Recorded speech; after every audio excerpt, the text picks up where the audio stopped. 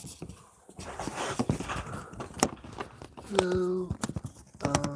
let's try to get this guy. Good, okay. Oops, I want to make sure this doesn't fall. Okay, hold on. Let me just get this thing.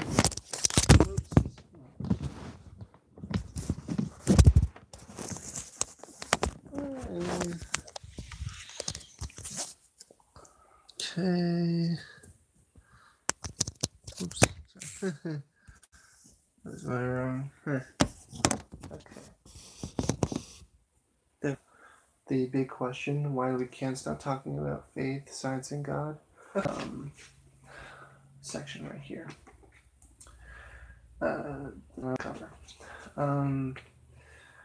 A Thinking Person's Guide to the Intriguing Relationship Between Science and Faith by a renowned Oxford scientist and religious scholar who challenges the dogmatism of Richard Dawkins and New Atheism. Richard Dawkins' groundbreaking book, The God Delusion, created an explosion of interest in the relationship between science and faith. This often troubled relationship was seemingly damaged by the rise of the New Atheism, which insisted that science had essentially disproved not only God but also the value of religion. There is increasing skepticism toward these positions, often glib and superficial conclusions, and the big questions about faith, God, and science haven't gone away. In fact, we seem to talk about them more than ever. Alistair McGrath's The Big Question is an accessible, engaging account of how science relates to faith, showing how both can be interwoven to give a rich vision of life. McGrath uses stories and analogies as well as personal accounts to explore the diverse significance of scientific and theological viewpoints and shows they are not, in fact, at odds. An extremely accomplished scientist and scholar, McGrath criticizes the evangelism of the New Atheists and paves a logical, well-argued road to compatibility between science and faith. Some of his main discussion points include: is there much more convergence between science and faith than is usually appreciated? Is the need for a belief in God and a search for meaning too hardwired to dismiss scientifically? Science does indeed limit itself to what can be observed, but does this mean that there is nothing beyond the scientific world? And with that, we will start Chapter 1. From Wonder to Understanding, beginning a journey. Most of us know that heart-stopping feeling of awed wonder at the beauty and majesty of nature. I remember well a journey I made across Iran in the late 1970s. I was traveling on a night bus through the vast desert between Shiraz and Kerman. When its aligning engine finally failed, it sputtered to a halt in the middle of nowhere. We all left the coach while its driver tried to fix it. I saw the stars that night as I had never seen them before. Brilliant, solemn and still, in the midst of a dark and silent land. I simply cannot express in words the overwhelming feeling of awe I experienced that night. A sense of exultation, amazement, and wonder. I still feel a tingle, a shiver of pleasure running down my spine when I recall that desert experience all those years ago. For some, that sense of wonder, what Albert Einstein called rapturous amazement, is an end in itself. Many of the Romantic poets took this view. Toward the end of his life, the great German novelist and poet Goethe declared that a sense of astonishment or wonder was an end in itself. We should not seek anything beyond or behind this experience of wonder, but simply enjoy it for what it is. But for many it is not a destination, however pleasurable, but it is rather a starting point for exploration and discovery. The great Greek philosopher Aristotle also knew that sense of wonder. For him, it was an invitation to explore, to set out on a journey of discovery in which our horizons are expanded, our understanding deepened, and our eyes opened. As the great medieval philosopher Thomas Aquinas once put it, this sense of wonder elicits a desiderium scendi, a longing to know. This fulfillment leads to joy as much as to understanding. This journey of discovery involves both reason and imagination, and leads not to a new place, but rather to a new way of looking at things. There are two main outcomes of this journey of exploration. One of them is science, one of humanity's most significant and most deeply satisfying achievements. When I was young, I wanted to study medicine. It made sense. After all, my father was a doctor and my mother a nurse. Knowing my career plans, my great uncle, who was head of pathology at one of Ireland's leading teaching hospitals, gave me an old microscope. It turned out to be the gateway to a new world. As I happily explored the small plants and cells I found remains with me to this day. I know. No. As I heavily explored the small plants and cells I found in the pond water through its lens, I developed a love of nature which remains with me to this day. It also convinced me that I wanted to know and understand nature. I would be a scientist, not a doctor. I've never regretted that decision. From the age of 15, I focused on physics, chemistry, and mathematics. I won a major scholarship to Oxford University to study chemistry, where I specialized in quantum theory. I then went on to do doctoral research at Oxford in the laboratories of Professor Sir George Rada, working on developing new techniques for studying complex biological systems. I still have that old brass microscope on my office desk, a reminder of its pivotal role in my life. Yet, though I loved science as a young man, I had a sense that it was not complete. It helped us to understand how things worked, but what did they mean? Science gave me a neat answer to that question of how I came to be in this world. Yet it seemed unable to answer a deeper question: why was I here? What was the point of life? Science is wonderful at raising questions. Some can be answered immediately, some will be answerable in the future through technological advance, and some will lie beyond its capacity to answer. What my scientific hero Sir Peter Medawar referred to as questions that science cannot answer and that no conceivable advance of science would empower it to answer. What Medawar has in mind are what the philosopher Karl Popper called ultimate questions, such as the meaning of life. So does acknowledging and engaging such questions mean abandoning science? No, it simply means respecting its limits and not forcing it to become something other than science. The Spanish philosopher Jorge Ortega y Gasset put his finger on the point at issue here. Scientists are human beings. If we as human beings are to lead fulfilled lives, we need more than the partial account of reality that science offers. We need a big picture as integral idea of the universe. As a young man, I was aware of the need for a bigger narrative, a richer vision of reality that would weave together understanding and meaning. I failed to find it. What I found to be elusive, I then took to be merely illusory. Yet the idea never entirely died in either my mind or my imagination. While science had a wonderful capacity to explain, it nevertheless failed to satisfy the deeper longings and questions of humanity. Any philosophy of life, any way of thinking about the questions that really matter. According to Ortega, will thus end up going beyond science. Not because there is anything wrong with science, but precisely because its intellectual virtues are one at a price. Science works so well because it is so focused and specific in its methods. Scientific truth is characterized by its precision and the certainty of its predictions, but science achieves these admirable qualities at the cost of remaining on the level of secondary concerns, leaving ultimate and decisive questions untouched. For Ortega, the great intellectual virtue of science is that it knows its limits. It only answers questions that it knows it can answer on the basis of the evidence. But human curiosity wants to go further. We feel we need answers to deeper questions that we cannot avoid asking. Who are we really? What is the point of life? As Ortega rightly observed, human beings, whether scientists or not, cannot live without answering these questions even in a provisional way. We are given no escape from ultimate questions. In one way or another, they are in us, whether we like it or not. Scientific truth is exact, but it is incomplete. We need a richer narrative, linking understanding and meaning. That is what the American philosopher John Dewey was getting at when he declared that the deepest problem of modern life is that we have failed to integrate our thoughts about the world with our thoughts about value and purpose. So we come back to that haunting, electrifying sense of wonder at the world. As we have seen, one of its outcomes is science, the attempt to understand the world around us. But there is another outcome. It is one that I initially resisted, believing that it was utterly opposed to science. The shallow materialism of my youth had no space for it.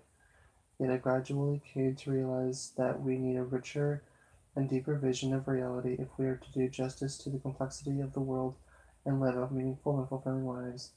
So, just what are we talking about? The quest for God.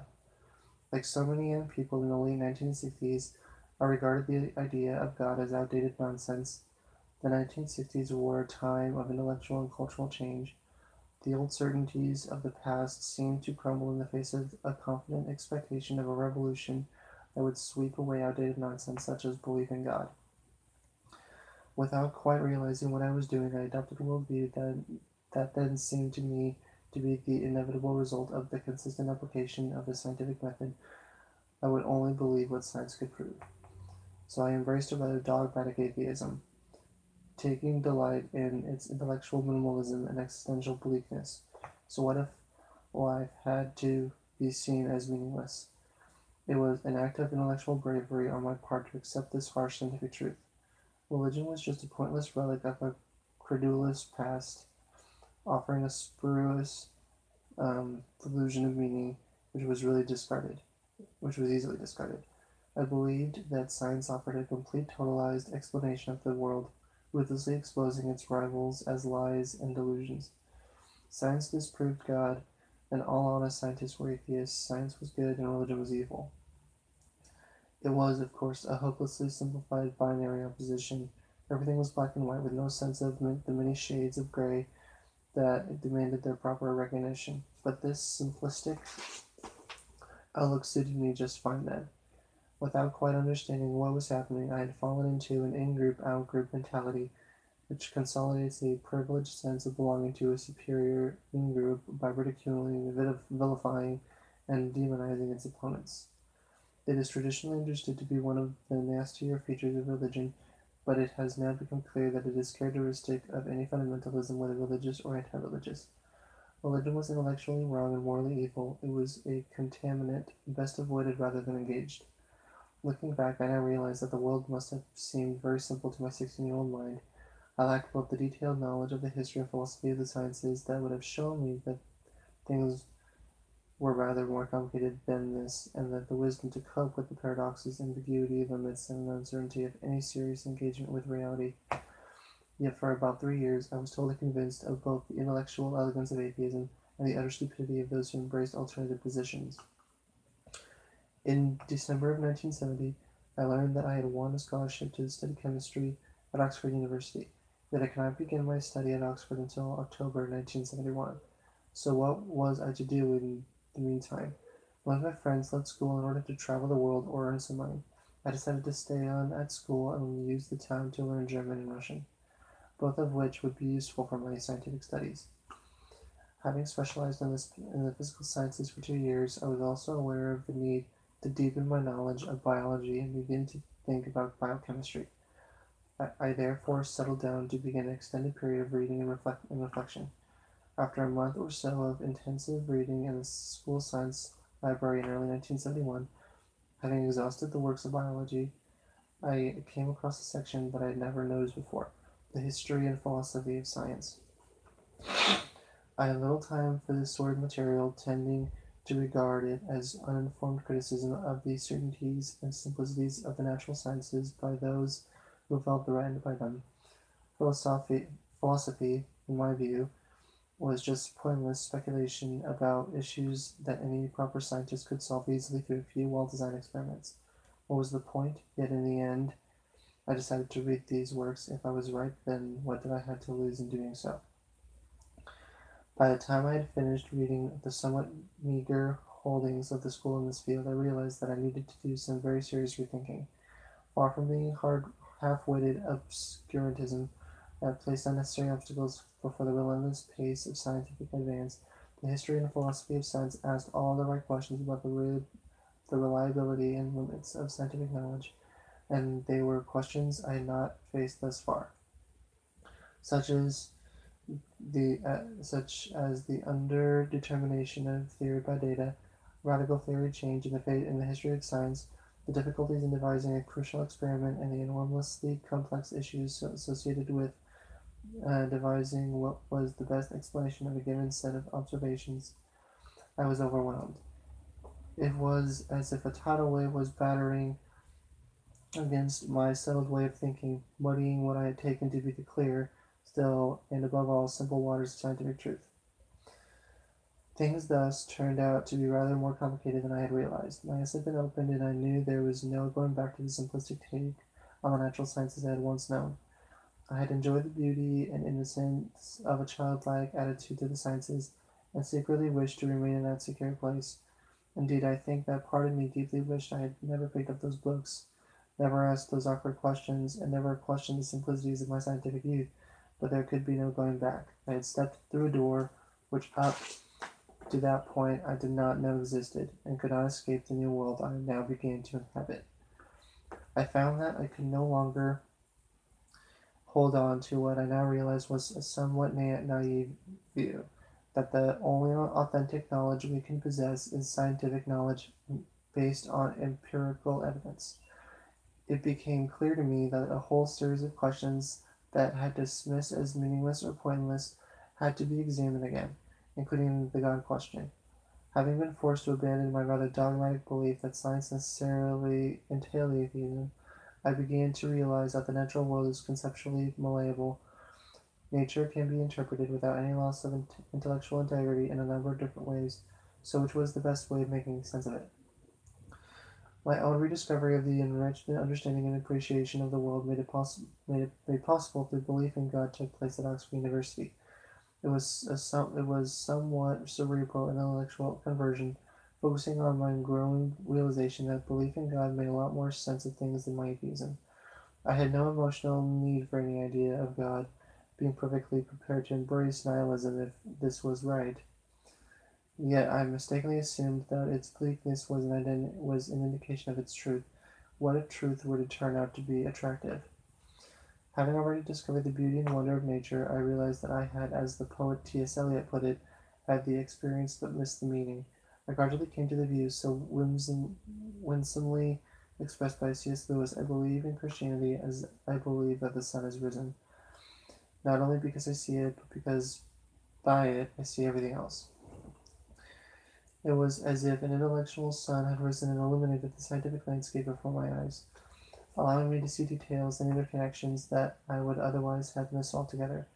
I had once been drawn to atheism on account of the minimalism of its intellectual demands, but now I found myself discovering the richness of the intellectual outcomes of Christianity. It will be clear that my conversion, if that is the right word, was largely intellectual.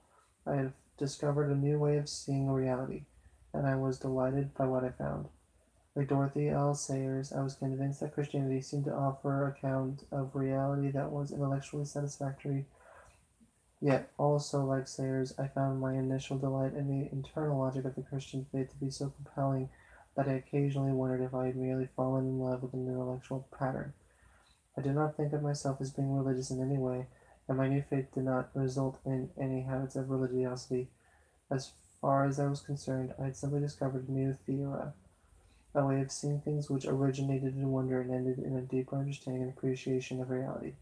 To borrow Salman Rushdi's terms, I discovered that the idea of God is both a repository for our awestruck wonderment of life and an answer to the great questions of existence. Like Rushdie, I came to realize the ultimate futility of the idea that men and women could ever define themselves in terms that exclude their spiritual needs. I tended at this stage to think of my Christian faith as a philosophy of life, not a religion. I had grasped something of its intellectual appeal, but had yet to discover its imaginative, ethical, and spiritual depths. I had a sense of standing on the threshold of something beautiful and amazing, with my reason and tantalizingly only grasped in part. Like Einstein, I realized that nature shows us only the lion's tail. while hinting at the majesty and grandeur of the magnificent animal to which it is attached and to which it ultimately leads. I was like a traveler who had arrived on an island and discovered the beauty of the lowlands around its harbor, but beyond lay far mountains and distant landscapes I had yet to explore. I gradually came to see that I did not need to see my faith as conflicting with science, but as filling in the details of a big picture of which science was a major part, but only a part. As the theoretical physicist and Nobel laureate Eugene Wigner pointed out, science is consistently searching for the ultimate truth, which he defined as a picture which is a consistent fusion into a single unit of the little pictures formed on the various aspects of nature. If there was a conflict between faith and science, it was with the view sometimes called scientific imperialism, and now usually abbreviated to scientism, which holds that science and science alone is able to answer all of life's deepest questions. This distortion of science involves borrowing the language and apparatus of science in order to create the illusion that that essentially scientific question is being answered on the basis of what is declared to be scientific data using universal method that will arrive at a scientific answer. This inflated distortion of science does nobody any favors, least of all scientists themselves. We all need help in thinking things through. My own thinking on this matter was helped enormously by a conversation with Professor Charles A. Coulson sometime around 1973. Coulson was Oxford's first professor of theoretical chemistry and was a fellow of Wadham College, Oxford, where I was an undergraduate. As a prominent Methodist lay preacher, it was natural that Coulson should from time to time preach at Wadham Chapel. I heard him preach on the fundamental coherence of nature and faith and why the idea of a God of the gaps was to be rejected. As a recent converted atheist who was still feeling my way in the mysterious realm of the Christian faith, I talked to him afterward about some of my questions. Coulson helped me to see that my new faith did not call upon me to abandon my love of science, but to see it in a new way. Indeed, to have a new motivation for loving science and a deepened appreciation for its outcomes. As he persuaded me utterly that the intellectual appeal of Christianity to a scientist did not lie in the location of explanatory gaps that could be arbitrarily and unconvincingly populated with gods, for Coulson this demanded an indefinable dichotomy of existence and intellectual partitioning. The solution lay rather in the Christian articulation of a luminous vision of reality that offered insight into the scientific process and its successes, while at the same time setting out a larger narrative that allowed engagement with questions raised by science, yet lying beyond its capacity to answer. Coulson was both gracious and sagacious as we talked. It helped me grasp the idea of the ultimate coherence of science and faith, which remains with me to this day and is set out in this book. Science, like faith, seeks to find and explore a coherent and satisfying understanding of the world in which we live. Might they not do so together, learning from each other's strengths and weaknesses? But surely some might reasonably object. Faith is more likely to damage than to enrich our understanding of nature. Surely science needs to preserve itself from being contaminated by religion. It is certainly true that some believe any kind of belief in God impoverishes our appreciation of the beauty and wonder of nature. The evolutionary biologist and leading atheist apologist Richard Dawkins, for example, argues, rightly in my view, that it is perfectly possible to have a sense of awe or reverence for nature without being religious or believing in God. Yet he spoils a perfectly reasonable point by his unevidenced assertion that a religious commitment actually diminishes this sense of awe through holding an aesthetically deficient view of the universe.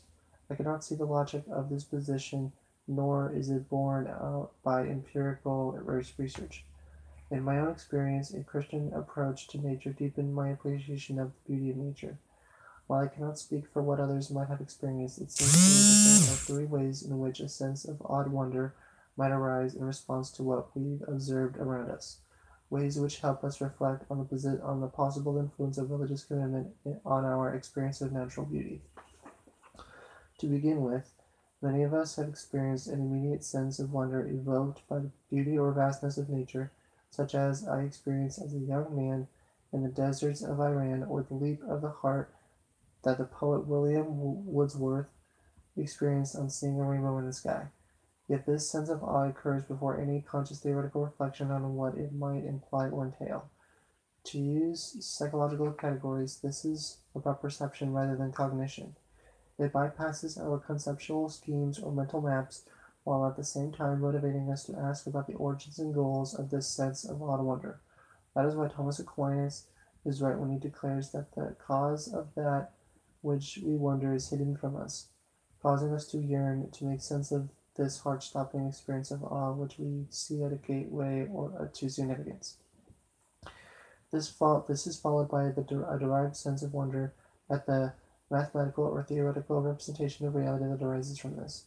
Dawkins also knows and approves of this second source of awed wonder, but seems to think that religious people revel in mystery and feel cheated when it is explained. But they do not. If anything, a new sense of wonder emerges at the ability of mathematics to represent the natural order in such beautiful ways. And at the spiritual implications of this insight, we will look at this in more detail later in the book. This is linked to a further level of wonder at what the natural world might point to.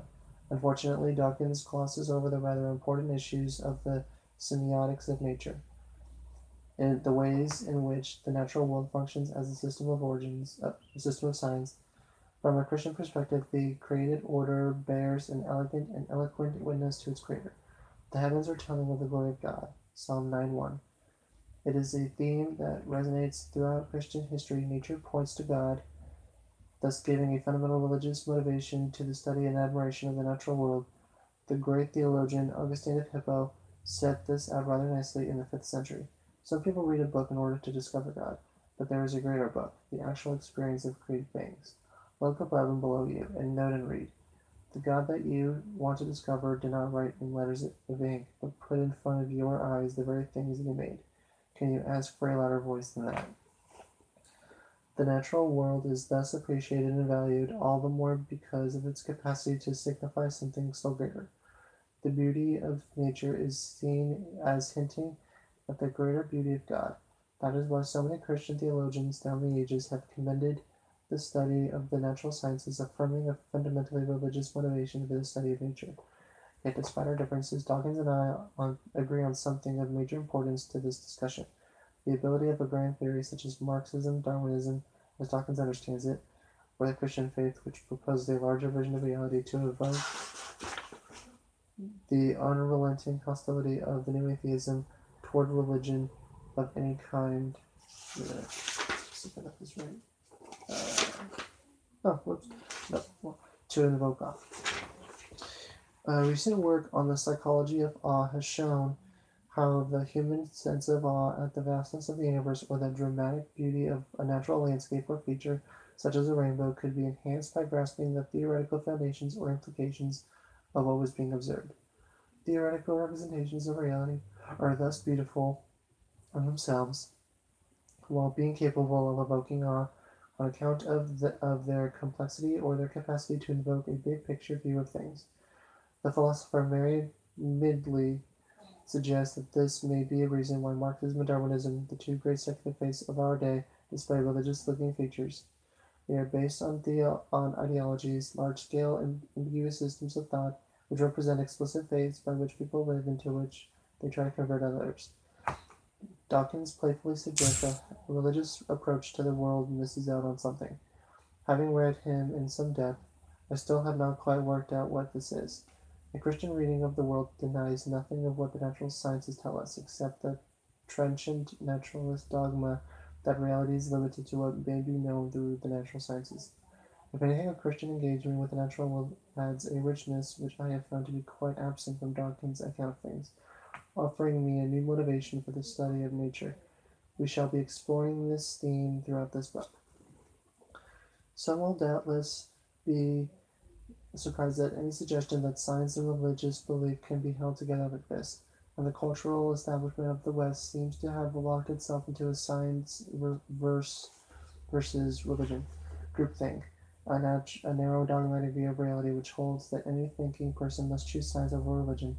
Someone like myself who now sees them, when rightly understood, as having the potential to be mutually enriching, is dismissed simply as bad, mad, or sad, and possibly all three. It is a most unfortunate development which I dislike partially because I think it is inaccurate, but more fundamentally because I detest dogmatism of any kind. It has no place in science, and it ought to have no place in religion. I can see how this misleading perception arises from the explicitly polymial agendas of the new atheism. After all, Christopher Hitchens remarked that he was not an atheist so much as an anti-theist. Hitchens thus defines his atheism oppositionally as a polemical repudiation of theism, not as the simple absence of any theistic belief. This certainly helps us understand now how the new atheism often seems like a mirror of theism. Its leading representatives seem to be defined by an obsession with what it is against.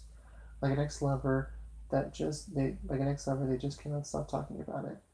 Most atheists see a belief in the non-existence of God as functional and unremarkable, and would not think of it as a defining characteristic of their lives. The new atheism turns it into fixation. Yet the problem with the new atheism goes beyond this puzzling obsession with a God whom they believe does not exist.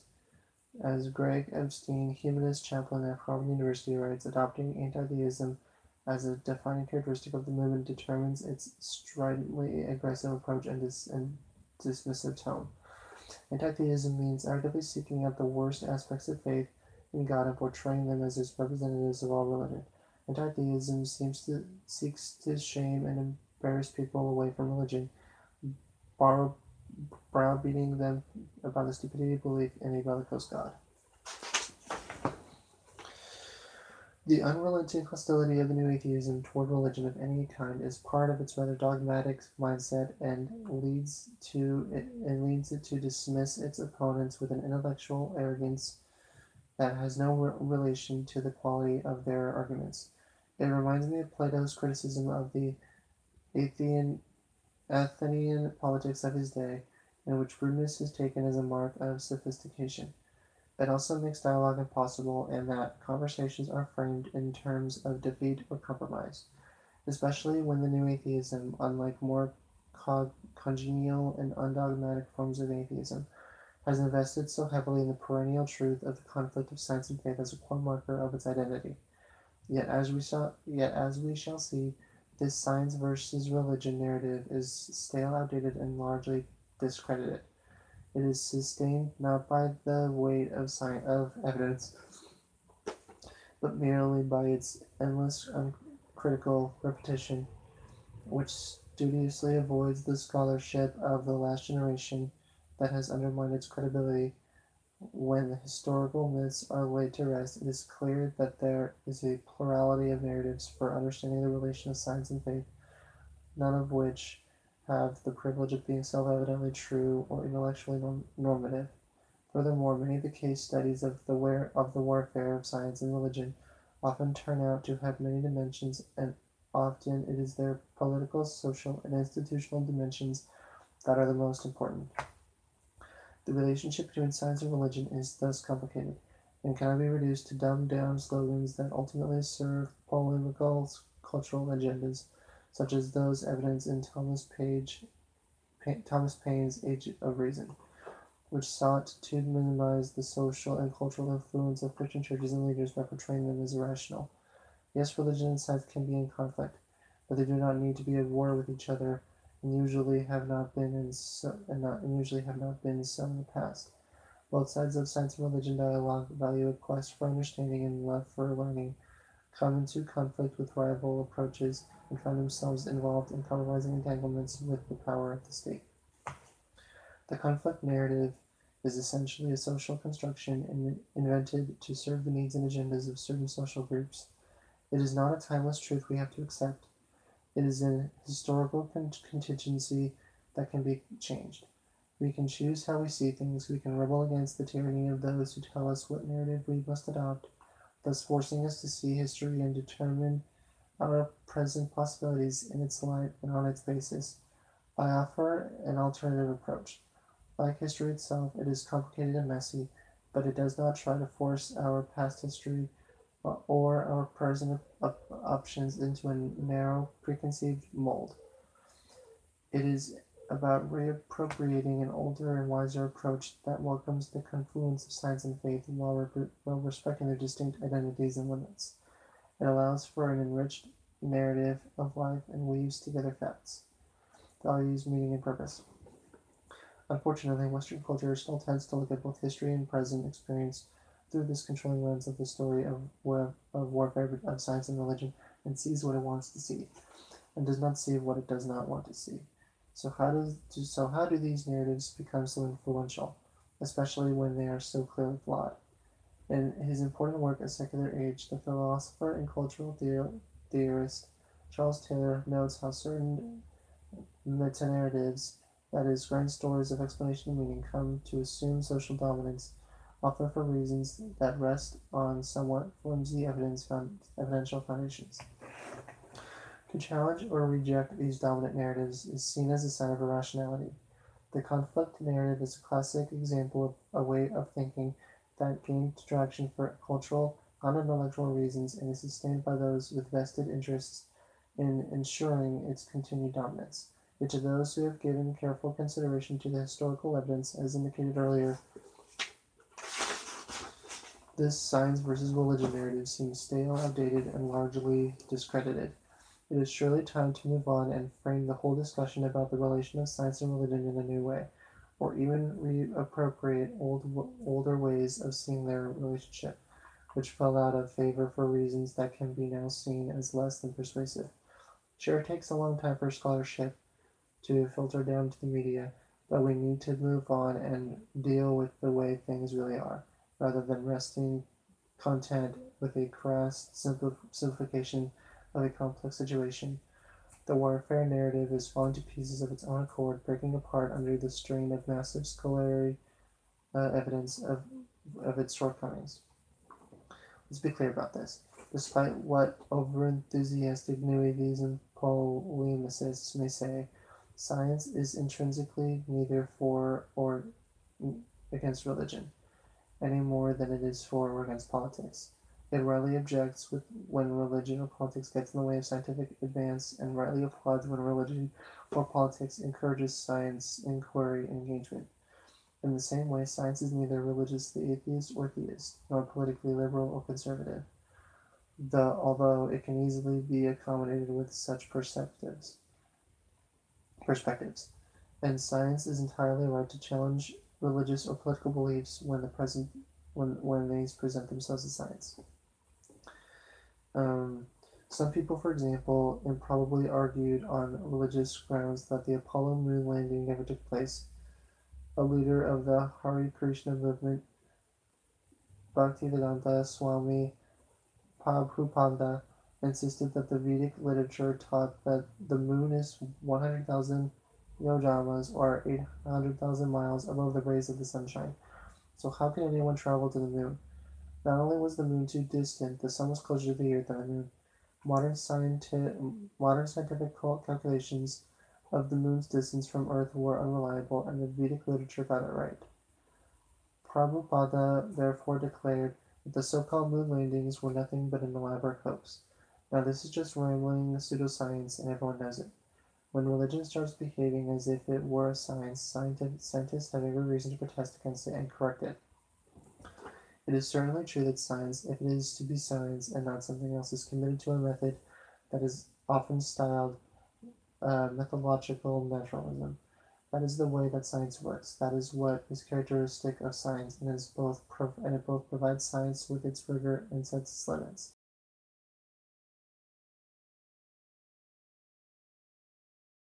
Reality and methodological materialism is one of them. But science is about setting rules for exploring reality, not limiting reality to what can be explored in this way. It does not for one moment mean that science is committed to some kind of philosophical materialism. Some materialists argue that the explanatory success of science imply an underlying ontological materialism. Yet this is simply one of the several ways of interpreting this approach, and there are others with widespread support within the scientific community. Eugene Scott, then director of the National Center for Scientific Education, made this point neatly back in 1993. Science neither denies nor opposes the supernatural, but ignores the supernatural for methodological reasons. Science is a non-theistic, not an anti-theistic way of engaging reality. As the philosopher Alvin Plotinier so rightly observes, if there is any conflict between science and faith, it is rarely between a dogmatic metaphysical naturalism and belief in God. Certainly some, but not only some, atheist scientists present science present science as intrinsically atheistic, but maybe that is because they are primarily atheists, not because they are scientists. Virtually all my colleagues who are both scientists and atheists would have no time for the myth that science entails atheism. The great intellectual virtue of science is its radical openness. Only frauds and fanatics want to close it down and force it to endorse their own dogmatic worldviews. We all owe it to science to protect it from people like that. One of the less welcome outcomes of this conflict narrative is the late Stephen Jay Gould's idea of non-overlapping magisteria, which treats science and religion as hermetically sealed compartments that never interact with each other. This approach is little more than retrospective validation of the political realities of modern American academic life, which encourages intellectual isolation and conceptual complacency. We need something better than this bipolar field of discourse, protecting intellectual borders at the price of preventing creative interaction and dialogue. A solid body of scholarship has gradually built up in recent years, forcing revision of older understandings of the relation of science and faith. It is now clear that the boundaries of science and religion are increasingly recognized to be shaped by historical contingencies. Their respective territories can be mapped in multiple manners and are open to multiple interpretations. Why should we have to put up with an outdated and discredited map of their interactions when this has no privileged claim to truth? We need to call time on this discredited myth. The warfare of science and religion narrative has had its day. We need to draw a line under this and explore better ways of understanding the relationship. It can be hard to talk to people we disagree with and to take their ideas seriously, but intellectual integrity demands it. That is how we find out if we need to redirect or recalibrate our own ways of thinking. We need to open our minds, not close them down. And that means talking to people with different perspectives, to its many critics, and that is why the new atheism prefers to ridicule religious people rather than engage seriously with religious ideas. Its rhetoric of dismissal allows it to present its ignorance of religious ideas as an intellectual virtue, when it is simply an arrogant excuse to avoid thinking.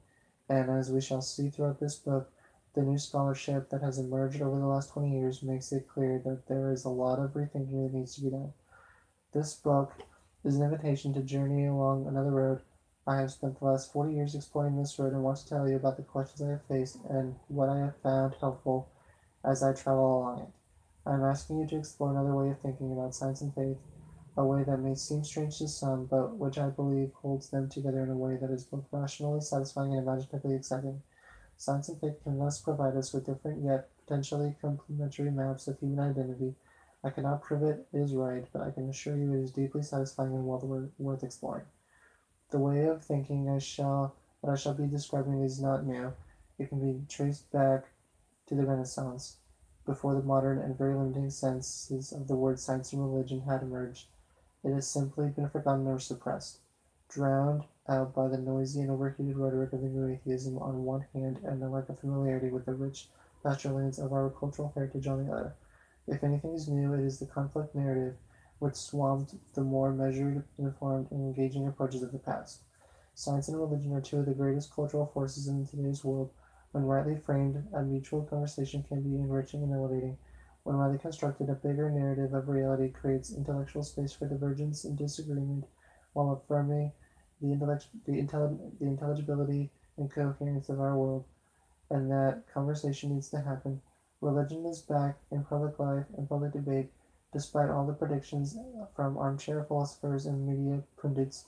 God has not gone away, nor has interest in the realm of the spiritual. If anything, it is not the new atheism that sounds stale and weary. It may have raised some good questions about God and religion, and answers, however, are now seen as glib and superficial. Slick slogans like God is a delusion or faith is a mental illness made great headlines, but they ultimately fail to satisfy either the minds or the hearts of many looking for the deeper answers. This book offers both a correction of outdated perceptions and a remapping of imaginative possibilities. I want to explore a way of seeing things that is enriched by both science and religion at their best, and that I have found to be um, both intellectually coherent and imaginatively engaging. Let me emphasize the importance of that word seeing. Um, Both scientific theories and theological doctrines can be viewed as invitations to see things in a certain way, to imagine the world in a certain manner, a manner that is believed to be both warranted and truthful, and whose truthfulness is to be measured in part by the degree of intelligibility and coherence it allows us to perceive. Along the road, we will interact with some of the great issues that arise, many of them fascinating and important to their own right. We will engage with some of the most interesting voices on all sides of the debate. Scientists such as Richard Dawkins, Stephen Hawking, and Carl Sagan, and philosophers such as Mary Midgley and Roger Scruton. And whether you end up agreeing with me or not, I hope that you will find this journey of exploration of a new way of looking at things interesting and rewarding. So let me look. So, that was chapter 1, and I feel like I have time for, chapter 2. Chapter 2, Stories, Pictures, and Maps, Making Sense of Things. I think I realized that I wanted to be a scientist when I was about 7 or 8 years old. I loved taking things to pieces to find out how they worked. One of my most rewarding experiments in the early 1960s was taking apart my father's watch and figuring out how each of the pieces of the clockwork mechanism functioned. It was fascinating. Unfortunately, putting the watch back together again was not quite so straightforward. Happily, it was quite an old watch, and my father was rather less angry than he might have been at having to replace it. And that is what science does so well. It takes things to pieces to find out how they work, what mechanisms underlie the processes we see around us in the world. How do bees make honey? Why is the sky blue? Why can I never see the far side of the moon? One of the deepest motivations of science is human curiosity. We long to be able to make sense of what we see and experience in the world. We can think of science as the quest for the best theory. What is the deeper understanding of the structure of the universe that arises from our observations? Because we believe in a rational universe, we also believe in the capacity of human reason to grasp at least something of its structures. As C.S. Lewis pointed out, we are not reading rationality into an irrational universe, but responding to a rationality with which the universe has already been saturated. The word theory comes from the Greek term theoria, and means something like a way of seeing things. We need to make a distinction between what we observe and how we understand those observations. A theory is a way of understanding what we observe. It is an intellectual framework that helps us make sense of what we see, or a conceptual net that we throw over what we observe. The historian of science, Peter Deer, makes this point well. The hallmark of natural philosophy is its stress on intelligibility. It takes natural phenomena and tries to account for them in ways that not only holds together life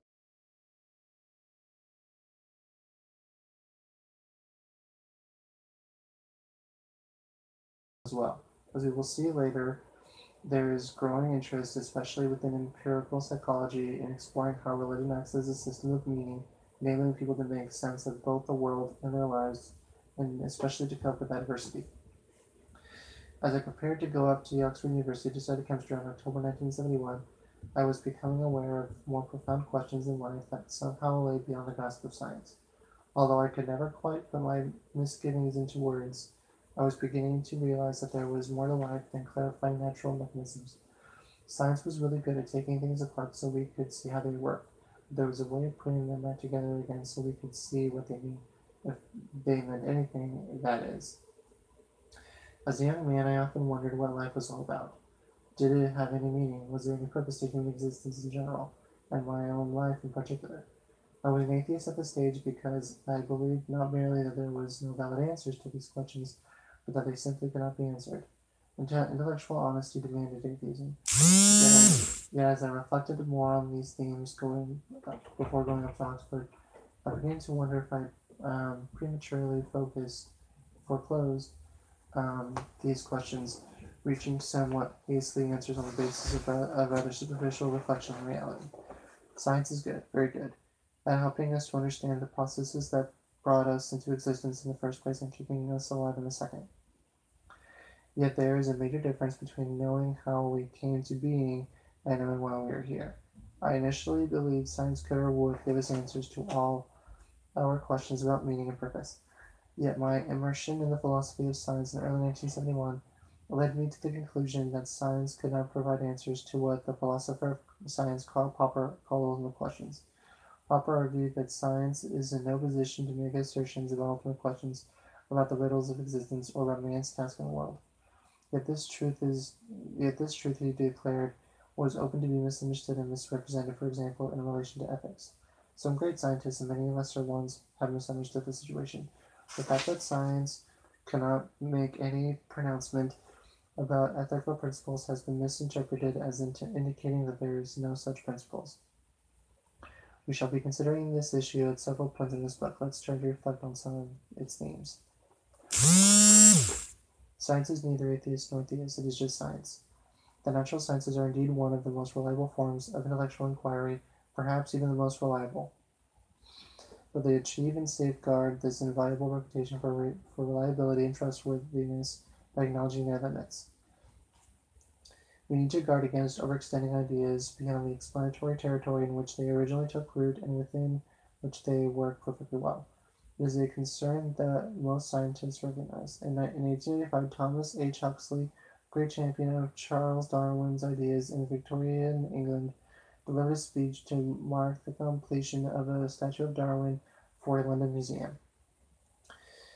In drawing this speech to a close, Huxley declared that science commits suicide when it adopts a creed. He was right. Science goes terribly wrong when it allies itself with any political, religious, or anti-religious worldview. It cannot stop itself being co-opted by ideologies. Yet it can at least protest against this assault on its integrity when it is treated as a weapon by religious or anti-religious activists. The American evolutionary biologist Stephen Jay Gould regularly pointed out that science is neither atheist nor theist; it is just science. If it limits itself to the legitimate application of the scientific method, which it should, it is simply unable to comment on the God question. The problem lies with some scientists who seem to assume that their authority in their own rather limited field can be transferred to every other idea of life. In response to an anti-evolutionary work which claimed that Darwinism was necessarily atheist, Gould recalled a lesser than fond memory of Miss McInerney, a third-grade teacher who was in the habit of rapping young knuckles when their owners said or did particularly stupid things. To say it is from my colleagues and for the umpteenth millionth time, from college bowl sessions to learning treaties, science simply cannot, by its legitimate methods, adjudicate the issue of God's possible superintendent of nature. We neither affirm nor deny it. We simply cannot comment on it as scientists. If some of our crowd have been untoward statements claiming that Darwinism disproves God, then I will find Miss McInerney's and have their knuckles rapped for it. Gould rightly says that science works only with naturalistic explanations, thus placing discussion of the God question beyond its reach. You can neither affirm nor deny the existence of God. The bottom line for Gould is that Darwin's theory of evolution actually has no bearing on the existence of nature or of God. Unless the existence of God is held to entail beliefs that are demonstrably wrong, such as holding that the world is only 6,000 years old, for Gould, it is an observable fact that evolutionary biologists are both atheists and theists. After noting representative examples, including the humanist agnostic G.G. Simpson and the Russian Orthodox Christian Um, Theophilus Dobzhansky Gould concludes if either half of my colleagues are enormously stupid, or else the science of Darwinism is fully compatible with conventional religious beliefs and equally compatible with atheism. Gould was absolutely clear that the natural sciences, including evolutionary theory, were consistent with both atheism and conventional religious belief, unless half of its scientific colleagues were total fools, a presumption that Gould rarely dismissed as nonsense. Whichever half it is applied to, there could be no other responsible way of making sense of the varied responses to reality on the part of the intelligent, informed people that he knew. The veteran British philosopher Mary Midgley is a ferocious critic of the tendency of some scientists to launch into all kinds of quasi-scientific speculation in some of their more popular works, often in their final chapters. Up to that point, the books generally dealt carefully with scientific questions, basing their arguments on reliable evidence. In the final chapter, everything changed. Midgley ridiculed the remarkable prophetic and metaphysical passages that then suddenly appeared, dealing authoritatively, and it has to be said, often a little pretentious, with the meaning of life and other great questions. Midgley is particularly critical of Richard Dawkins, whom she regards as the prime example of a scientist with pretentious and inflated views of the scientific enterprise in general, and of his own prowess as a public intellectual in particular. How, Midgley asked, could anyone know the universe is meaningless? How can anyone show that there is no purpose? These must surely remain open questions. Science can be easily reconciled with atheism. Of course, it can just as easily be reconciled with Christianity, but science itself entails neither atheism nor any kind of theism, such as Christianity. It is just science. It is a simple matter of observation that there are scientists who are Christians and there are scientists who are atheists. Then there are scientists who hold all kinds of political, social, and ethical perfectness on life. That is just the way things are. Science does not entail any specific religious, political, or social views. It may be argued to be consistent with them. Consistency, however, is not the same as entailment. As human beings, we try to integrate the many dimensions of life into a coherent and satisfying whole, but we want to do more than just make sense of things. We want to position them within a greater whole of which they are part. Instead of thinking of our mental world as a series of disconnected and incoherent thoughts and values, we try to weave them like threads into a pattern. We try to develop a big picture of reality which allows us to see science and religion as fitting together within a comprehensive map of the intellectual landscape, allowing an interconnected and enriching view of life. For many of us, the greatest human quest is for a framework of interpretation which can provide an overall orientation for our lives. It is all about stories, pictures, and maps within a story-shaped world, but which story makes most sense? Many philosophers now use the word myth to refer to an imaginative pattern that helps us find the meaning of life, but which myth is the best? Others prefer to think in terms of pictures that helps us visualize and organize our snapshots of life, lending coherence to what might otherwise be disconnected. Or we might talk about maps of meaning that help us make sense of the complex landscape of reality and find our way in it. Some psychologists use the term schema, plural schemata, to refer to such a mental map of reality which provides both a framework for representing some aspects of the world and a system of organizing information about it. Schemata are often presented and commended through narratives. Good stories, pictures, and maps can help us deepen our appreciation of reality, just as inadequate ones can look us into reduced and impoverished ways of thinking. Get them wrong, and they deprive and demean. Get them right, and they illuminate and enrich. We saw earlier how certain great narratives captivate the imagination of our culture for a while before losing their appeal and credibility. Reductionist and materialist ways of seeing the world have now displaced the richer and more holistic approaches of earlier periods in Western culture, especially at the time of the Renaissance. The Renaissance idea of nature as a complex and interconnected living organism has been displayed by a mechanical model of nature. When seen in the light of this dominant great narrative, nature is now interpreted as an impersonal order of matter and force governed by causal laws. Yet the cultural dominance of this mechanical narrative does not entail intellectual precision or existential adequacy. It rose to prominence and will one day fade away. There are other stories of meaning, other ways of looking at things, which our culture sidelines and marginalizes. And sometimes we need to move on and recover older ways of thinking, which have been silenced and suppressed not because they are wrong, but because they are inconvenient and subversive. The cultural story of science and religion is perhaps the best example of this sort of thing. Let's look at this in more detail. Groups within cultures tell stories to assert and justify their claims to authority and incite on one hand and to exclude those who might challenge them on the other. As we noted earlier, the philosopher and cultural theorist Charles Taylor has shown how certain meta-narratives, that is, grand stories of explanation and meaning, have come to assume social dominance despite their often weak grounding in reality.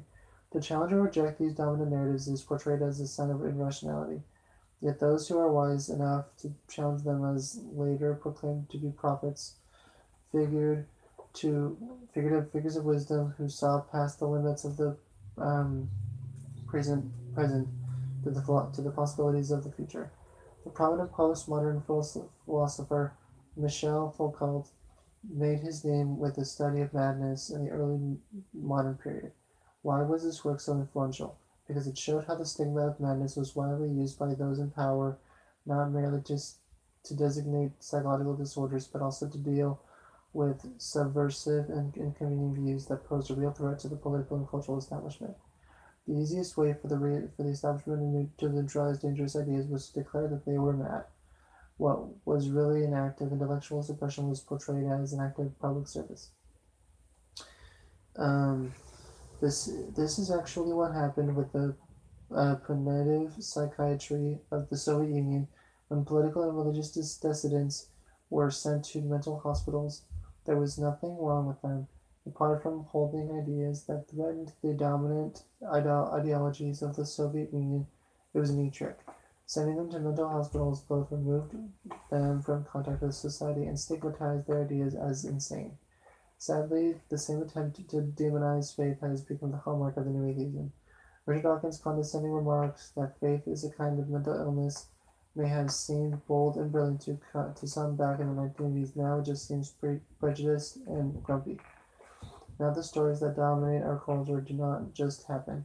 As cultural analysts, since the time of Antonio Gramsci, have shown that they are made to happen by those in cultural power and authority. Some intellectuals collude with dominant cultural narratives, others try to challenge them, and often the most powerful challenges to dominant cultural narratives come from scientists.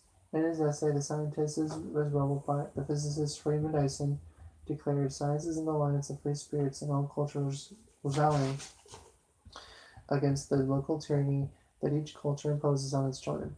Science often finds itself challenging those in position of cultural authority, such as the religious establishment. It is a powerful point, and Dyson backs it up with lots of examples. The great Persian mathematician and astronomer Omar Khayyam regarded science as a rebellion against the intellectual constraints of Islam, just as one of the best Indian physicists of the 20th century, such as Chandrasekhar Venkata Raman, saw science as a rebellion against the fatalistic ethic of Hinduism. Yet at times, this rebellion was directed against the political establishment. For example, the first generations of Japanese scientists in the 19th century regarded science as a rebellion against their traditional culture of feudalism, such as Raman also saw science as a weapon to diminish the cultural influence of Britain on India during the colonial period. The culturally dominant story about science and religion being at war with each other is uncritically repeated in the writings of the New Atheism, including Christopher Hitchens' God is Not Great. In this work, Hitchens defends the conflict narrative by a crassly selective appeal to history, which amounts to little more than prejudice-driven cherry-picking.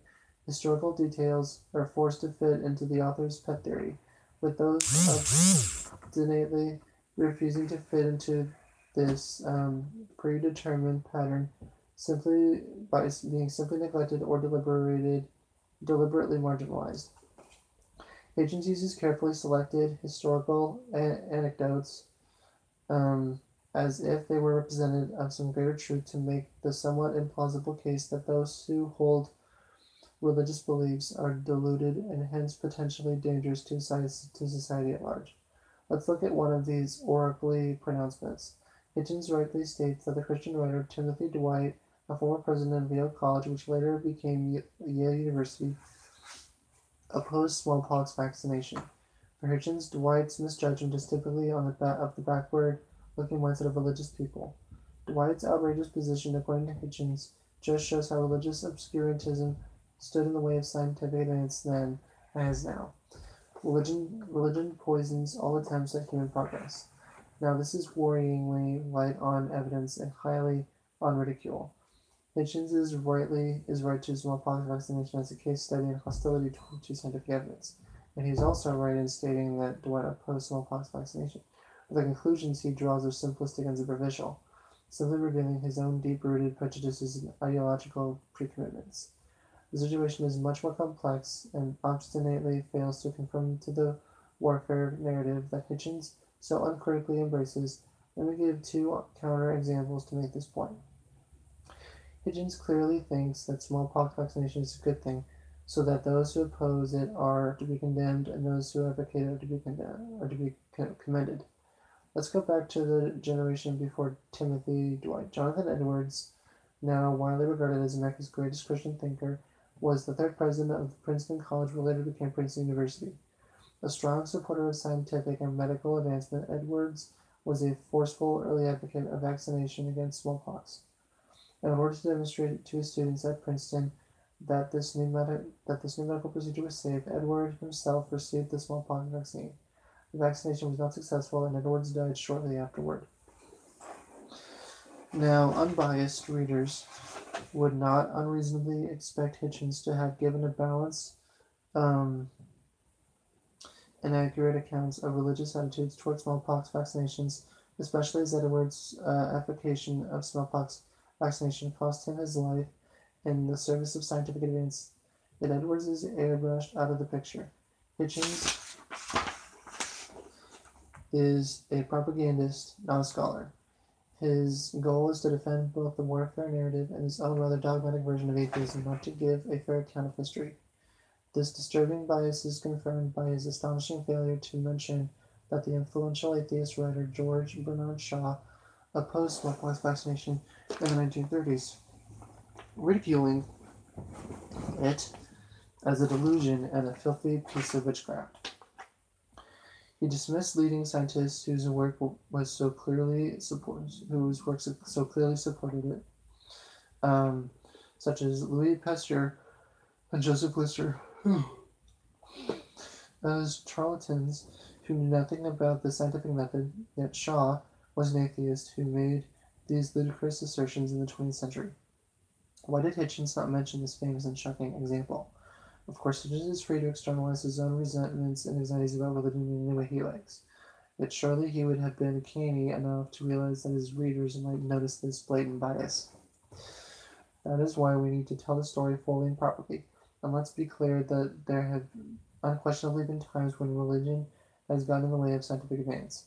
Although Galileo struggled with the Church over his views on the solar system has been misrepresented, there is no doubt that some senior churchmen did not like what he was saying for both scientific and religious reasons and tried to silence him. But the picture is much more complex than this. At the time, Catholicism was locked in battle with Protestantism and sought to safeguard its core teachings by refusing to countenance any modification of its traditional interpretation of the Bible.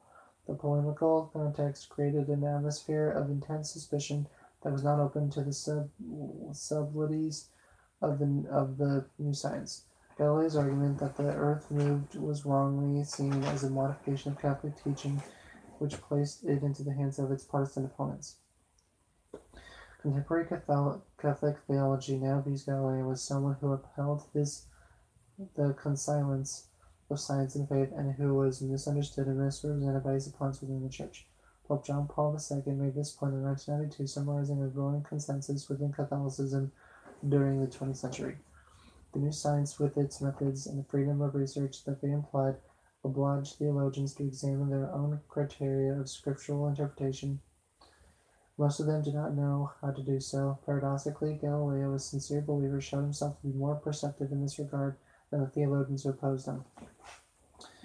There are many ways of challenging the tired and increasingly implausible warfare narrative. One of the most effective is unfortunately not also the most tedious. The systematic rebuttal of the leading myths regularly recited as if they were scared narratives or sacred narratives by cultural commentators who really ought to check their sources more carefully. Here's one taken from the New York Times in 2006.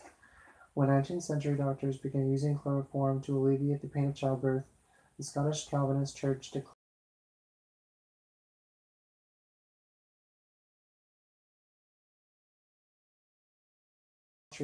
opposition to anesthesia in childbirth was rarely religious in nature.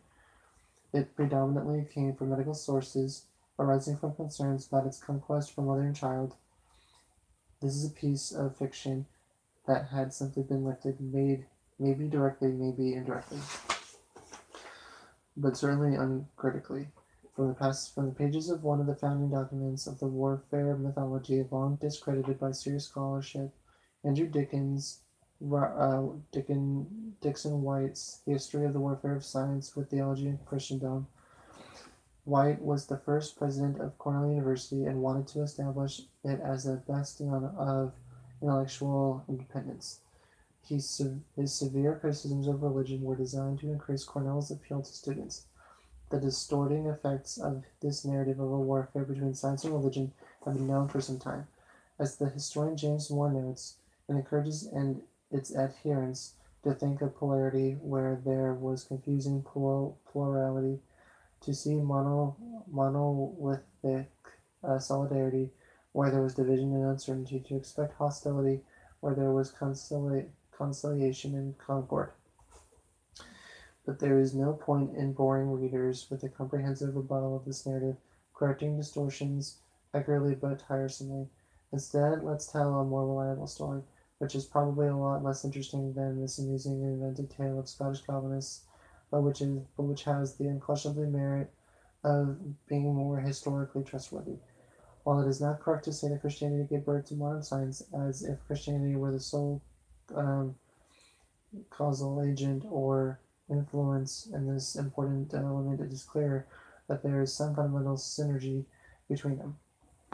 For example, Christianity can be seen as providing an intellectual framework conducive to scientific theory and practice, while ridiculous myths still linger within the popular literature. For example, the long discredited idea that the medieval church and its theologians taught that the earth was flat and suppressed the idea of its sphericity for religious reasons. Scholarship has moved far beyond these outdated fictions and given us a rich, complex, and reliable account of the interaction of science and faith before and during the scientific revolution.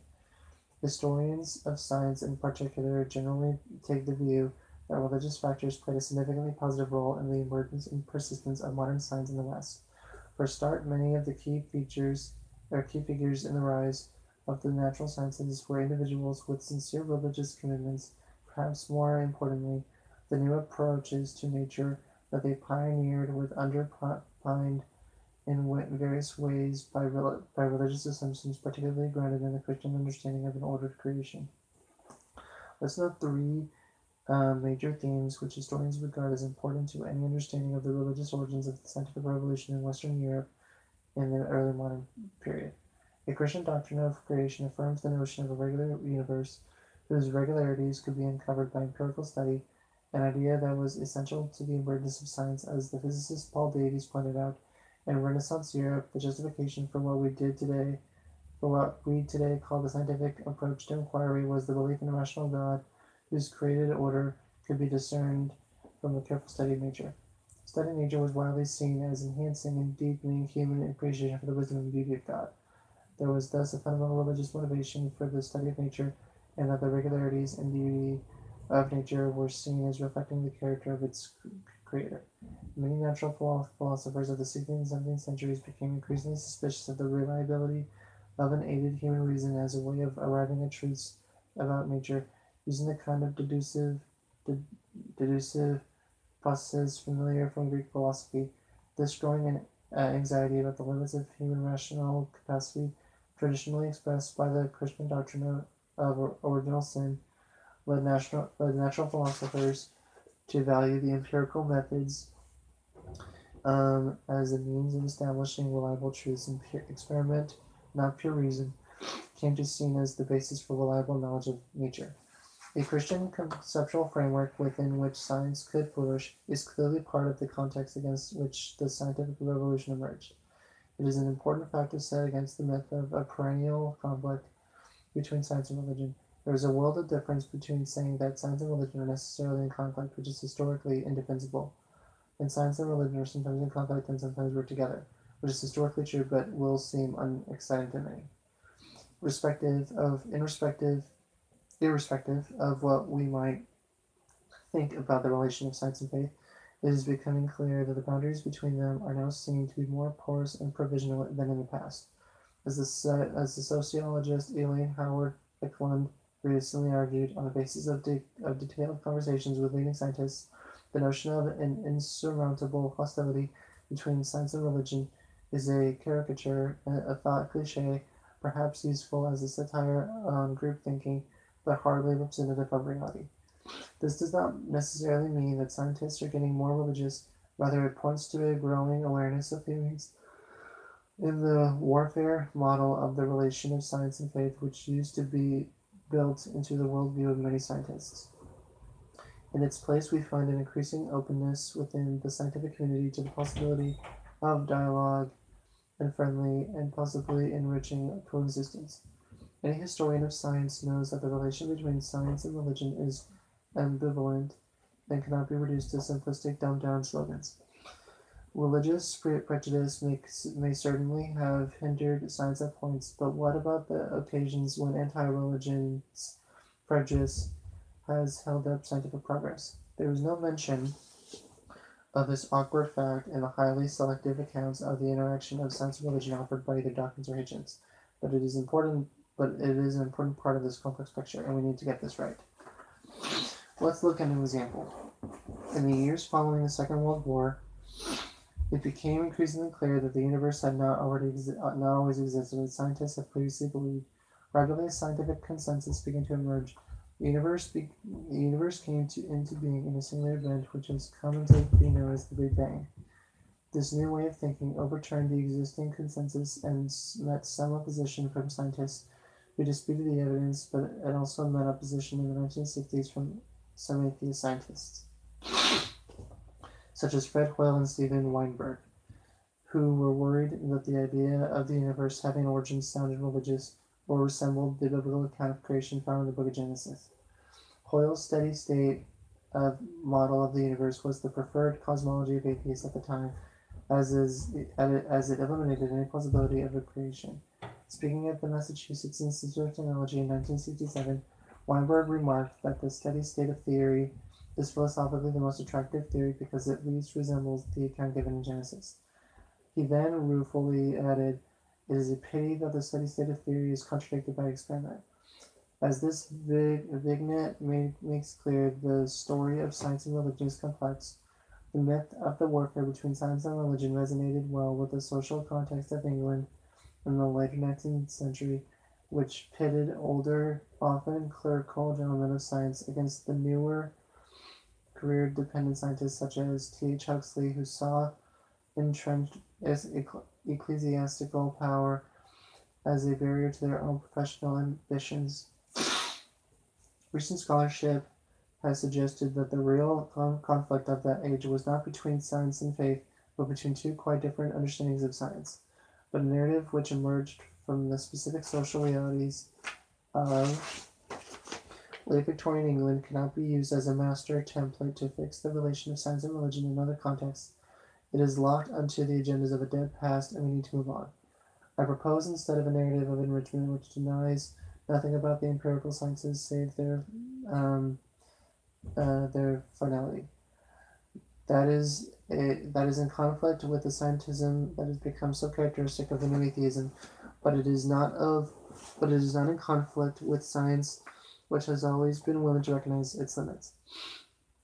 Scientism is alive and well within the new atheism, having become Having become the often ideology of the movement, the blogger P.Z. Myers, a loyal defender of the scientism that lies at the heart of the new atheism, often offers this take on the universal validity of the scientific method.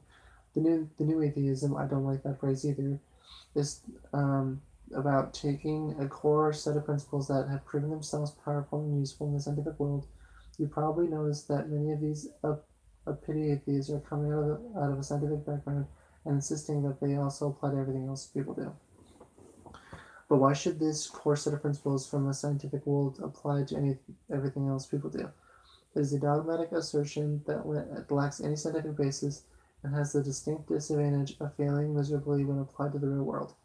It is like saying that because microscopes work well in biology, we must use them to sort out the meaning of life, the price of bread, and the causes of the First World War. This core set of principles is simply incapable of disclosing the meaning of life or answering any ultimate question. The philosopher Mary Midgley brings both wit and philosophical acumen to bear on the excited overstatements which are so characteristic of the less reflective forms of scientism. Scientism's mistake does not lie in overpraising one form of knowledge, but in cutting that form off from the rest of thought, and treating it as a victor who has put all of the rest out of business. In marked contrast to this intellectual sectarianism, real science is wonderful at raising questions that lie beyond its capacity to answer. What Sir Peter Medawar referred to as questions that science cannot answer and that no conceivable advance of science would empower it to answer. So does engaging such ultimate questions mean abandoning science? No, it simply means acknowledging and respecting the limits of science and not forcing it to become something else. We saw earlier how the philosopher Jose Ortega y Gasset emphasized that precisely because we are human beings, we need more than science to satisfy our deep yearnings and intuitions. The Christian faith is simply to enrich the vision of science, not by denying it, nor by proposing itself as a competing science, but by being what it is and doing what it is doing best, which is raising and answering ultimate questions. Of course, it does much more than this, but it nevertheless does this distinctively, and it does it well. The Christian faith offers an enriched and deepened conceptual framework and mental map which both accommodates and encourages the scientific enterprise, welcomes its insights, and transcending its limitations. Bless me.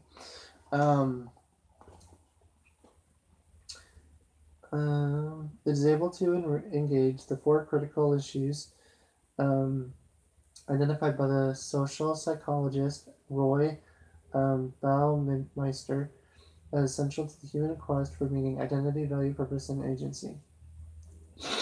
As Baumeister points out, these are non-empirical ideas which cannot themselves be resolved by scientific inquiry, yet they matter to us. If our goal is to achieve a rich and integrated understanding of ourselves, we cannot help but ask what Karl Popper termed ultimate questions. This book is about my own quest for an integrated understanding of reality, leading to a deepened appreciation of our world and our place in it. Because the universe is so complex and profound, we need a rich palette of colors to represent it and enjoy it. We cannot limit ourselves to only one method of exploring reality or a single level of description or analysis. Reality is so complicated that we need a series of maps to describe it. No single map is good enough for such an integrated engagement within our world, even though it may be adequate for a particular limited purpose. No single story can do justice to things. In what follows, we will look at how recognizing the need for multiple maps, levels, and narratives can help us develop a deeper and fuller grasp of reality.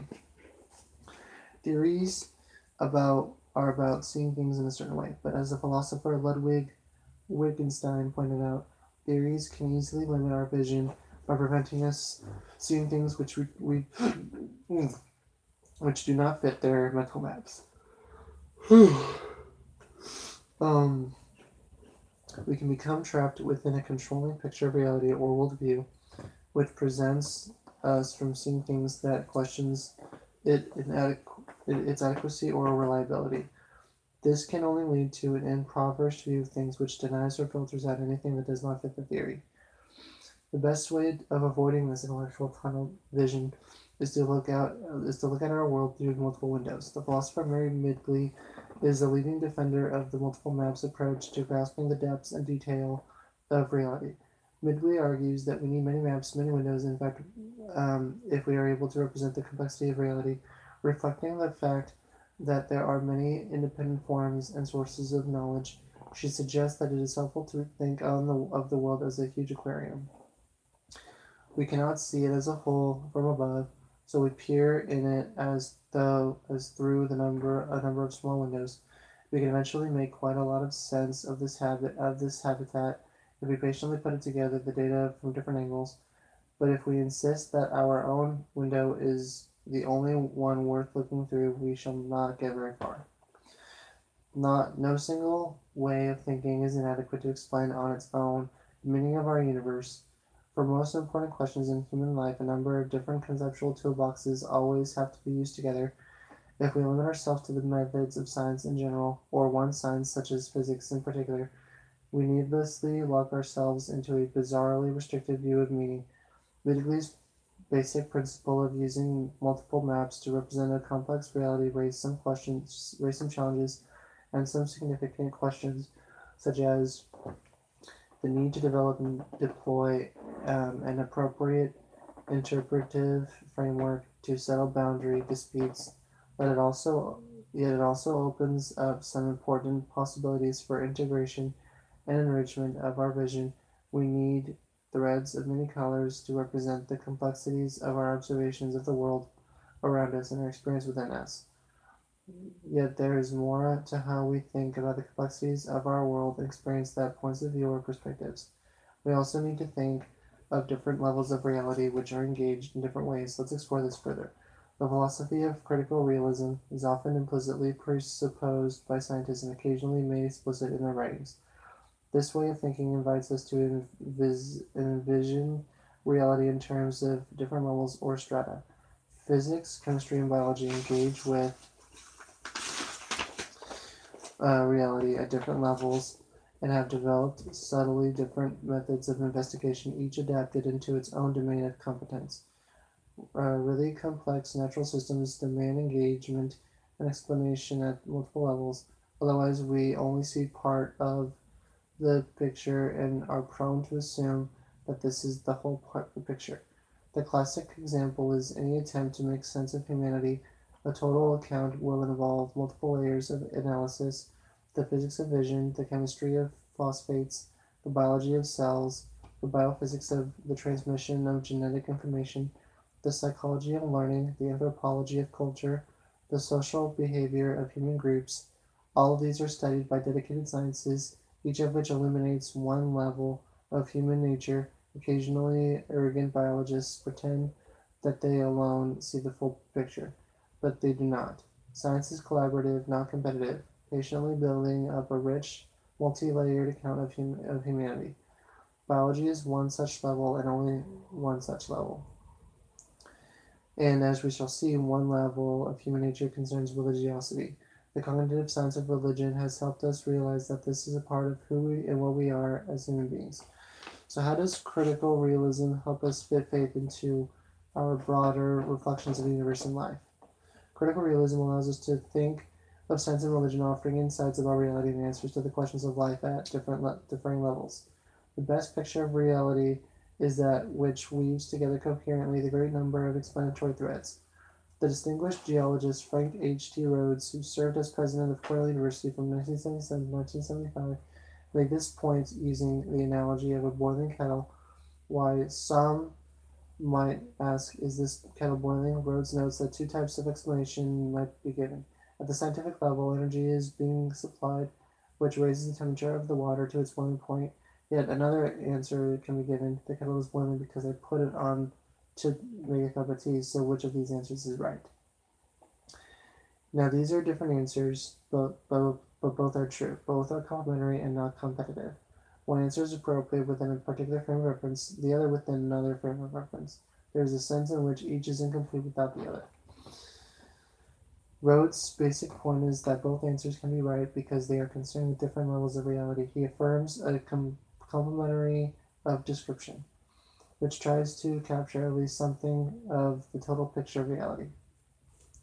We have looked at maps and thoughts of levels of reality, yet there is a third and perhaps a far more important way in which human beings make sense of our world and ourselves within it, by telling stories.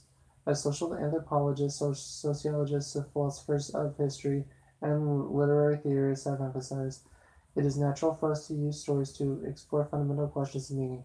We are animals who must fundamentally understand what reality is, who we are, and how we have to live by locating ourselves within the larger narratives and meta narratives that we hear and tell, and that constitute what is for us real and significant.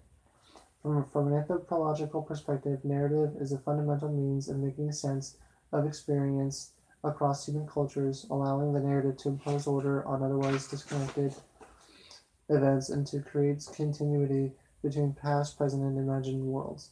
Sometimes these narratives are local, telling the story of the founding of a city on the identity of a group of people, as for example, the great narrative of the people of Israel escaping from captivity in Egypt, crystallizing their identity in a period of wilderness wandering, and finally taking their place in the promised land. Yet the great narratives of humanity have a wider scope, telling stories about the universe and human identity, which appeal to the imagination, emphasize our location in the flow of time, and convey our general ideas and values. The meta narratives are grand stories which capture our imagination and give us a conceptual framework that help us make sense of things. As literary scholars such as C.S. Lewis and J.R.R. Tolkien have stressed, Christianity primarily takes the form of a narrative which subsequently and secondarily give risen to creedal and doctrinal formulations, a vision of morality, and a sense of meaning. Yet, however great its scope might be, this narrative of faith needs amplification in other areas. No single meta-narrative is adequate to organize and correlate on its own the complexities of human existence and experience. As the sociologist Christian Smith points out, this means that we must, and as a matter of observable fact we do, use multiple narratives to locate ourselves within our world and understand what we experience. Smith notes a number of such narratives encountered in the 21st century which provide frameworks of meaning for those who hold them, such as the Christian narrative, the militant Islamic resurgence narrative, the capitalist prosperity narrative, the progressive socialism narrative, the scientific enlightenment narrative, the liberal progressive narrative, and the chance and the purposeless narrative. Other narratives also emerge from various schools of psychology, anthropology, and sociology. The point is this: even if we are committed to the primary of one master narrative, we find ourselves drawing on others to provide detail, texture, and color. That is just the way we are as human beings. It is natural. And that is what I am doing in this work, weaving together the narratives of science and faith to yield a richer vision and understanding of our world while respecting and maintaining their distinct identities. I maintain that there are no fundamental intellectual difficulties in doing this. The problem really lies in lingering cultural hostility towards any such synthesis, reflecting the agendas and concerns of a rapidly receding past. Now, in one sense, what I propose is nothing new. These narratives of enrichment were the common currency of earlier ages. These have been displaced by a rival narrative that have already lost its academic credibility and is in the process of losing its remaining cultural appeal. Once the default position of the Western media, its obvious failings and shortcomings have led to it being restricted to the ghetto of militant scientific atheists. We deserve better than this, and we can draw out on the wisdom of the past to help us recover better ways of thinking about things which fully engage the human desire for knowledge and meaning. So where do these reflections on multiple maps of reality, multiple levels of meaning and narratives take us? Science and faith can provide us with different yet potentially complementary accounts of human identity, and we need both if we are to flourish as human beings and lead meaningful and fulfilled lives. Both science and faith are prone to exaggerate their capabilities. Religion cannot tell us the distance to the nearest stars, just as science cannot tell us the meaning of life, but each is part of the bigger picture, and we impoverish our vision of life if we exclude either or both. In the next chapter, we will think about the place of theories in science and then compare that with their place in faith. Then there's chapter 2,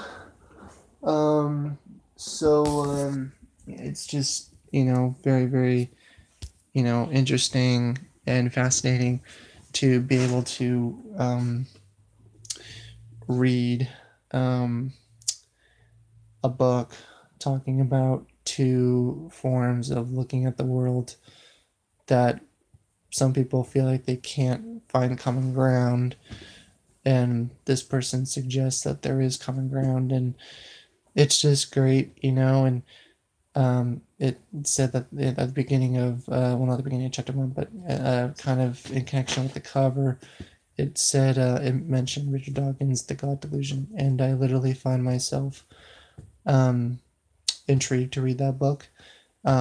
In reading books and stuff like that to kind of make sense of my Christian agnosticism, I find it helpful to read both sides. I have a lot of Christian books.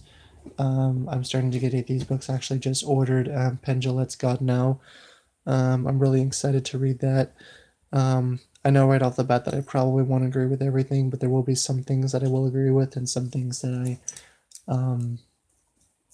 will kind of not be sure where I stand on, but that's why I like to read these kinds of things.